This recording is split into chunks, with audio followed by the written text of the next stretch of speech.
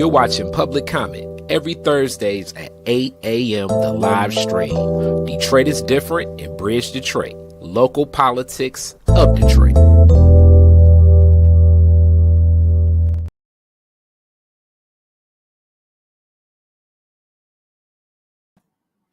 All right. Welcome back to another episode of Public Comment. I am Khary Frazier of Detroit is Different. And here every week we're talking about municipal politics, really from Malachi's notebook. Every week you can find out, a lot of what was happening at the city council chambers in the city of Detroit through the good brother Malachi and Bridge Detroit. Malachi, how you feeling today? Feeling good. I finally got some Bridge merch. Some internal. Got some swag. Yeah.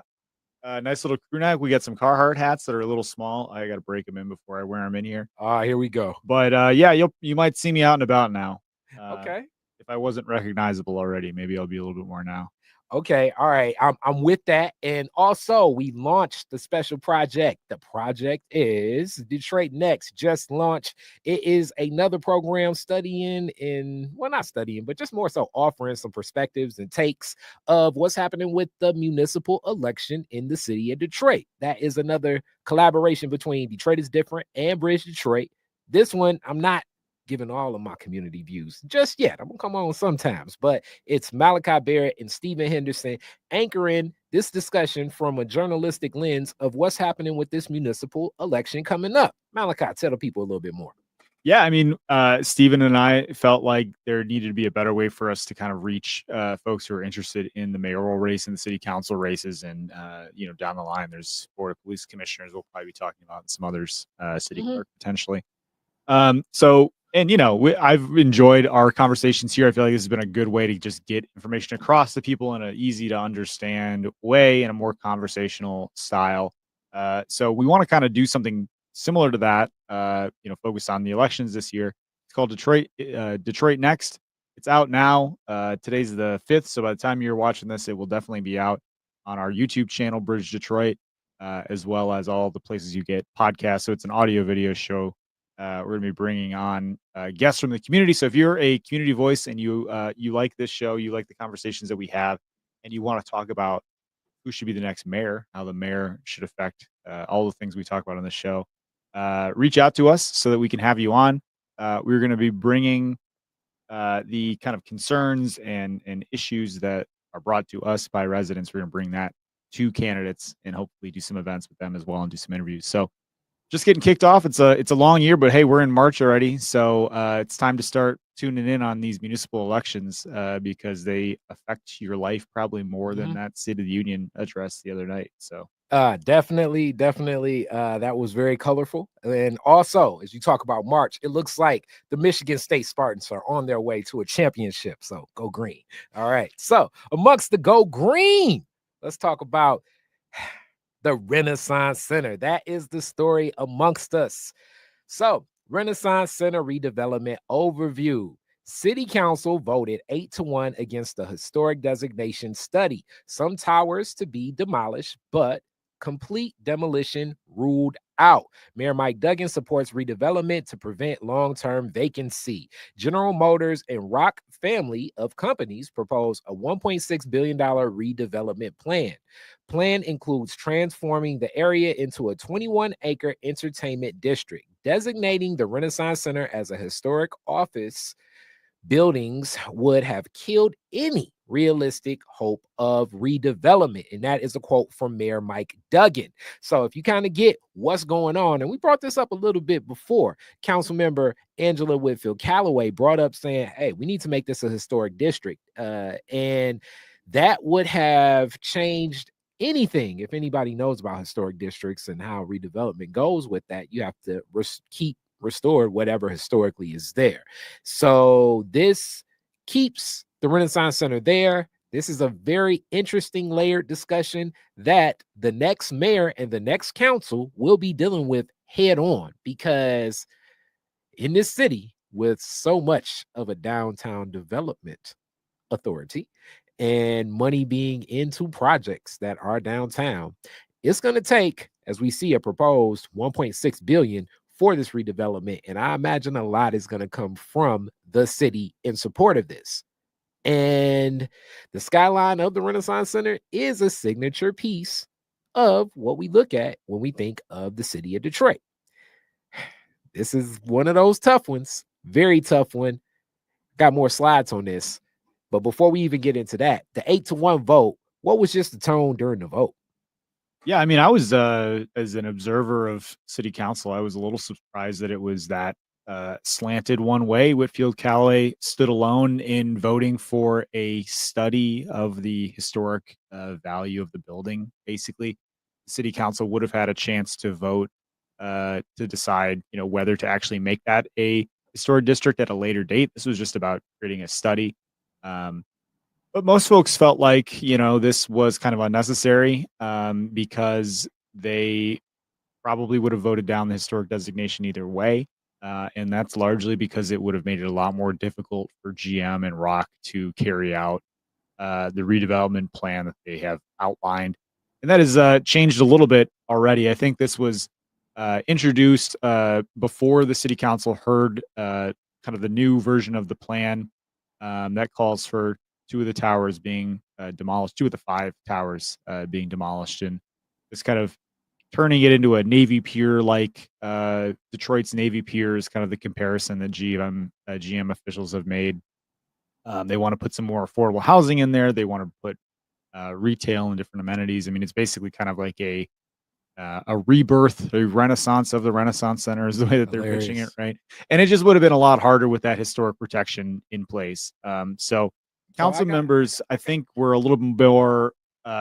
They might have been more apt to do this if this like all or nothing approach. So you remember when this was first unveiled, there was a feeling from people that the rollout was kind of presented as you either get on board with this or we're tearing it down. we're gonna have to tear the whole thing down, and that's what people were worried about.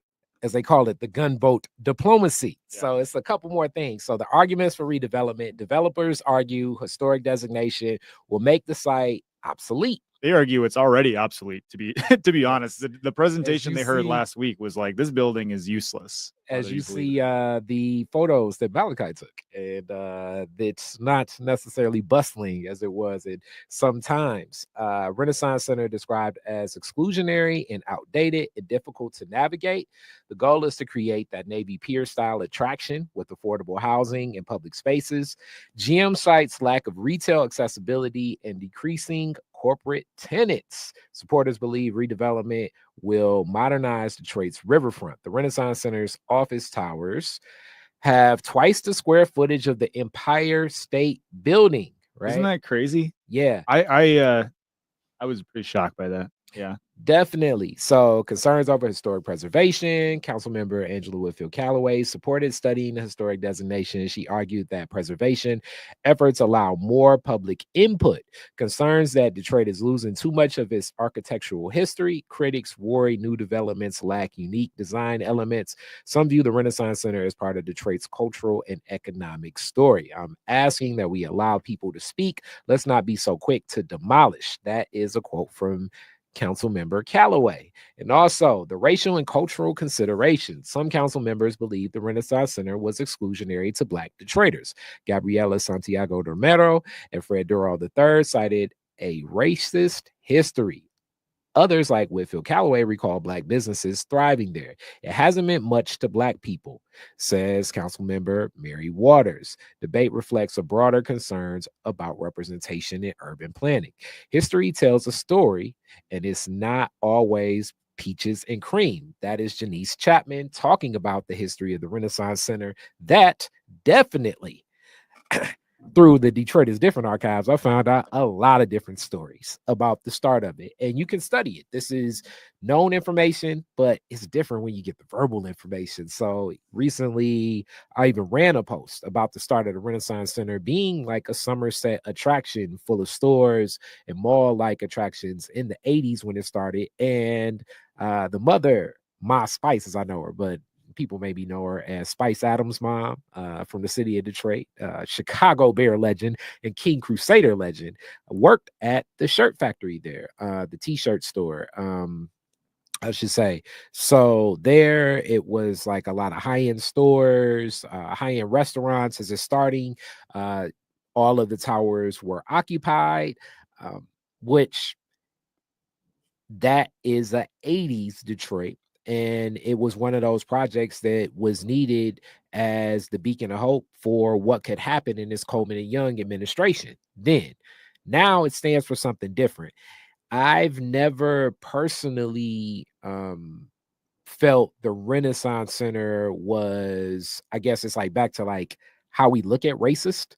In any institution in American history is going to be racist just because we look at American history as racist. I believe the bigger elephant in the room, more so than race and racism, is as the Hudson site is going up and being redeveloped. Since COVID-19, it's not a lot of people working in office buildings in the first place.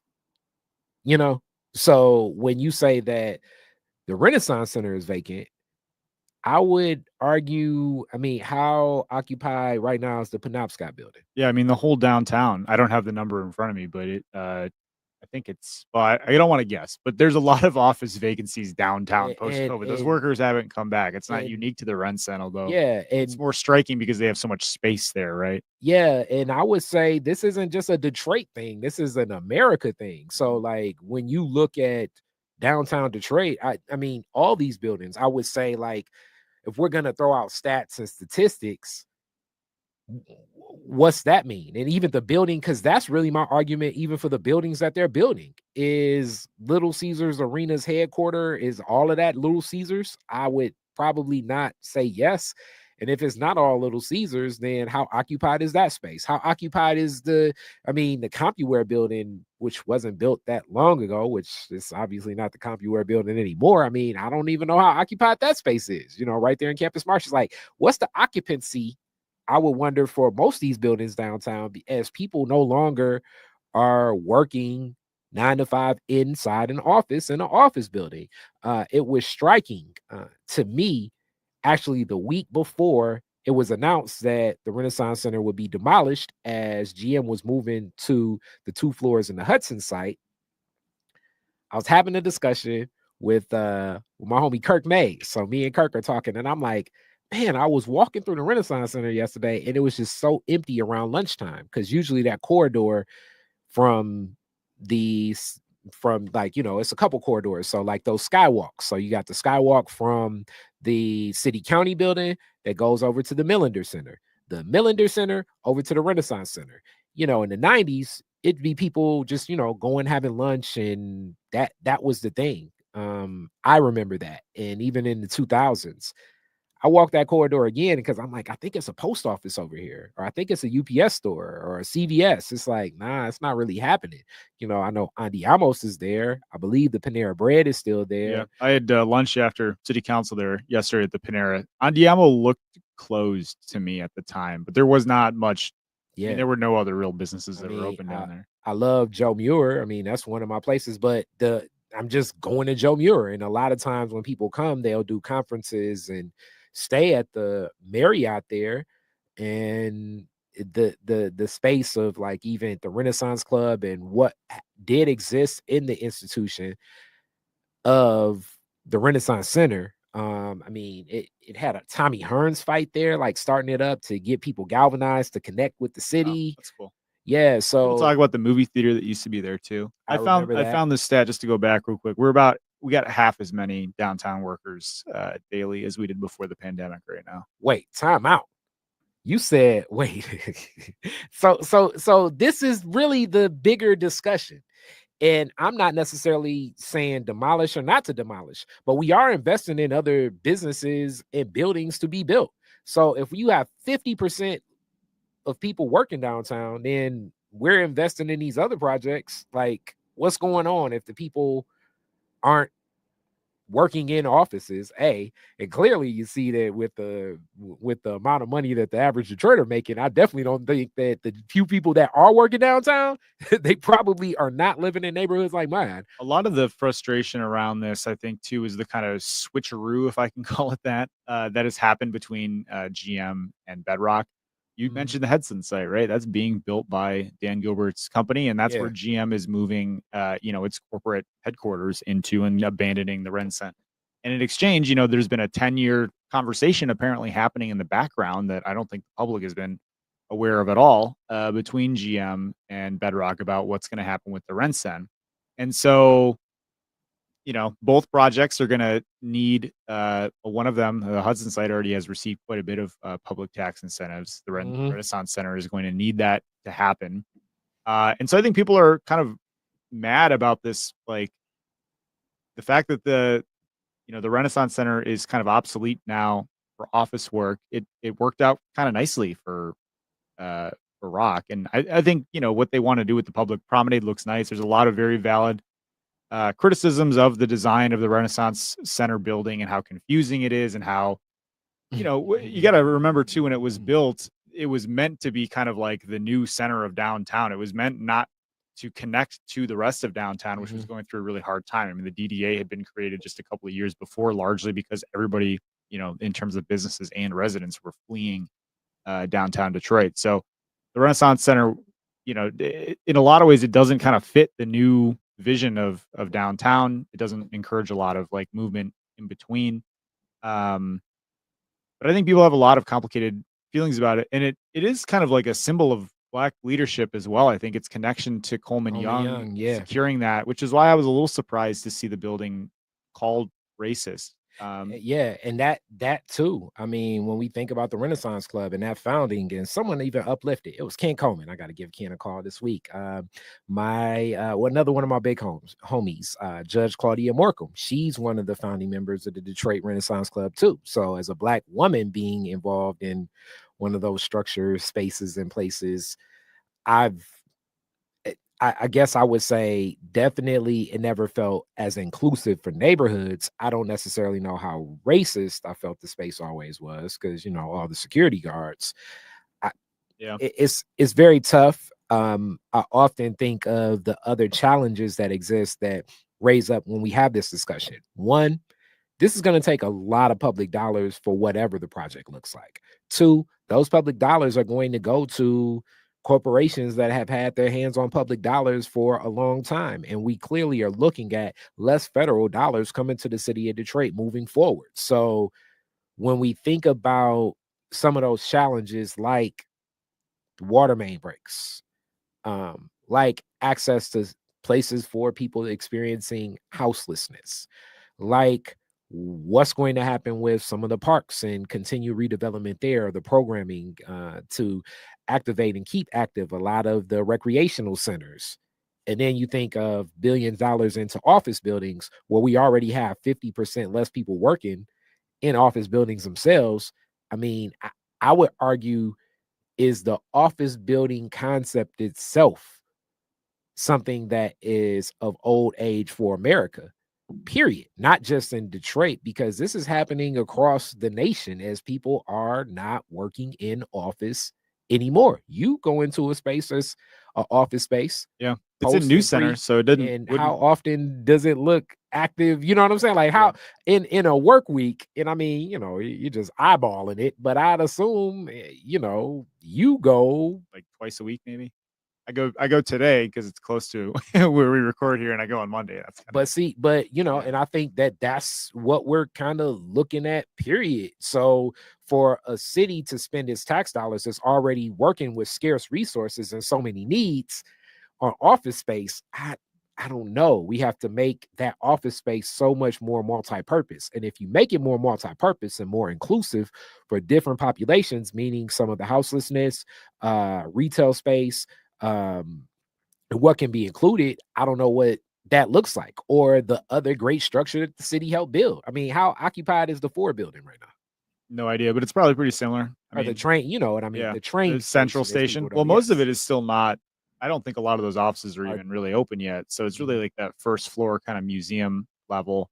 But I think something important to kind of keep in mind here, and as I think about, wow, it was interesting that 8-1 on this vote, because normally the people that you would expect who are a little more skeptical of development, and particularly Dan Gilbert, folks like Santiago Romero, Mary Sheffield, Letitia Johnson, even Mary Waters, they all voted against creating this historic review. Sheffield didn't say too much about where her head was at during the council discussion, and then unfortunately she left before I was able to talk with her after the meeting. I talked with Durhal and Young for a little bit about, where their support was. But I think part of the reason that, you saw that, well, what implications does that have for all the approvals that are going to have to come, right? I don't really know. I don't think you should look at this vote as saying like GM and Bedrock are going to get everything they want, even though you might be able to make that assumption based on the way things have historically gone. But they're going to have to come back to the city council for demolition permits. They're going to have to come back for site plan review on whatever they want to do. They're going to have to come back for the tax breaks. There's a lot more approvals that have to happen, and this was kind of a small decision as part of that. Like, we got a long way to go. I think there's going to be a lot more opportunity for public input. Would a historic review create a better route for public engagement? Maybe. I think that can still happen though. We have this is not going to happen even this year. They have to go up to Lansing and they have to get help there. They have to get some legislators on board. And what was interesting in talking to Durhal and Young after the meeting is they thought that if we would have commissioned this historic review, it would have sent a really bad signal to Lansing that Detroit's really not serious about redeveloping this. And, I don't know if that's true or not, but that perception could be potentially harmful. And I think, Santiago Romero said this herself. Her district is kind of a weird one because it stretches all the way along the riverfront. There, technically, the rent cent is in D6. And she was worried that creating this review would slow down the progress of the development there, which I don't know that I've really seen her voice that concern for other types of development projects that have impacted residents in one way or another. There's going to be a community benefits process that'll mostly involve downtown residents, because the way that works is pretty much anybody in in the neighborhoods surrounding a project or who get to participate in that. But I guess what I'm trying to say is, like, this is not the end all be all. This was a piece of a much longer conversation. And I think, I don't think the entire council is going to be like lockstep every step of the way on this. Although then again, maybe they will. I also know this will be a new council and a new mayor that's going to be dealing with a lot of this. That's true. And the tough, really, discussion about that is it's not even, is it a good idea? It's that I believe that, strike me down and maybe I'm wrong. Hopefully I am wrong, but just with the ARPA funding alone, the access to dollars to do projects is going to be so much less for everything across the city of Detroit. So if you're dealing with so much less, and to continue to give $1 to anything in development that has not shown to heighten an equitable boost across the board for the whole city of Detroit, that's going to be very tough, especially running concurrent with what I raised up. I mean, you just said 50% occupancy. I mean, I don't think people are going to end up going more to work in office buildings. If anything, people are trying to go less to work in office buildings. That was one of my big discussions about the Central Station site. I was like, I don't necessarily know if the new age IT workers even want to go into an office building job itself and deal with the culture of 9 to 5 and group meetings at 10 o'clock and 2 o'clock and reports and whiteboarding stuff. I don't think so. I think today, if you're really working with the new age of where workers are, they're like, look, I want to do a lot of my work from this and my laptop, and as much from this and my laptop, and then we can commute and correspond using online tools. I could definitely tell you, for the Detroit Next project that we're launching and everything, we shoot together, but for the most part, it's a lot of virtual interaction. And that doesn't mean that every project can happen that way. But if you're going to have spaces this large, we need to take them out of what looks like our traditional office spaces and have to be multidisciplinary. So that's the main thing that I raise up. In another crazy analogy as I close out, it'd be like, for Detroit, as Detroit, the DDA started, if this was a game on Monopoly, it was like putting your first house and hotel on the what is it, on I don't even know what those properties are in Monopoly. I ain't played in so long, but like on the Park Avenue or something. Yes. I don't even know. And then you end up with, now you're on the other side of the board, and those hotels and those houses are a little bit run down. What do you do? you still have an obligation to that. You can't just give this away and either. You still have that relationship there. It becomes tough. And it also heightens the reality that any large development project moving forward, I believe that the city is no longer getting approached from Bedrock Properties. The city now is going to have to turn around and go to Bedrock Properties like, hey, Bedrock family, what do y'all want to do with this? And that is a very, very tough reality for a lot of Detroiters to swallow, knowing so much of Detroit tax money has went into putting the family of those companies in position to be there. Yeah. And I think too, the fact that tax breaks for the Hudson site were partly predicated based on them promising to bring new jobs into that building. And then the new jobs are jobs that were already downtown. They came from the Renaissance Center and GM employees moving from, one part of the street up Woodward a couple of blocks. So like, are those new jobs, like you were saying before, like, when this was coming across the plate the first time, it was like, we already have a hard time getting office workers here. How is this going to work? Well, it turns out it's because they were moving some over, not necessarily bringing in a ton of new office workers themselves. So all of this stuff, we're going to have to be, very diligent in watching and digging into the details. And we're definitely going to do that. Definitely. So thank you for watching another public comment. I see more of you all watching. Like, subscribe, share with a friend. And I've seen a couple of you candidates watching. I definitely appreciate that. Email info@detroitisdifferent.com because we're going to roll out some stuff. We're going to wait till after all of the election stuff has been submitted. We want to bring you on. Now, when you come on here, as much as I love adding color and analogies and stuff like that, it's going to be real straight laced. We want to ask everyone similar questions across the board so that I can edit and juxtapose, because that's what I like doing, to compare answers and things like that. But there are other forums too, and you should have already been connecting with Malachi and Bridge Detroit, because we've seen many candidates, as people have even called me and said, hey, Malachi, like, that's my guy. So many forums, if you are running for something, these are platforms and forums where we're welcoming you to get your voice out. And I'm going to tell you a secret. Shh, this is the secret. The goal is to come on these forums with your ideas and then share this amongst your constituency so that you can have other platforms to get your message across. So it's not necessarily to just come on here and expect to say, okay, I'm going to talk to the Detroit is Different audience and then they're going to all vote for me. And that's a possibility, but more so it's to stir the pot of the people that already support you. So, Malachi. BridgeDetroit.com. There we go. Camera right.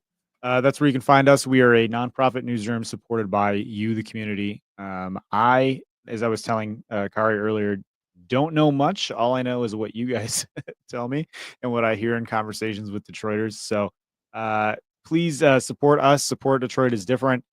We are doing our best to get you some good information in this crazy time. But I feel like it wouldn't be hyperbolic to say that there are some things working against us. And I would really like the people to have some more power in this city. So help us out. Help us do that. BridgeDetroit.com. Detroit is Different. You're watching Public Comment every Thursdays at 8 a.m. The live stream. Detroit is Different in Bridge Detroit. Local politics of Detroit.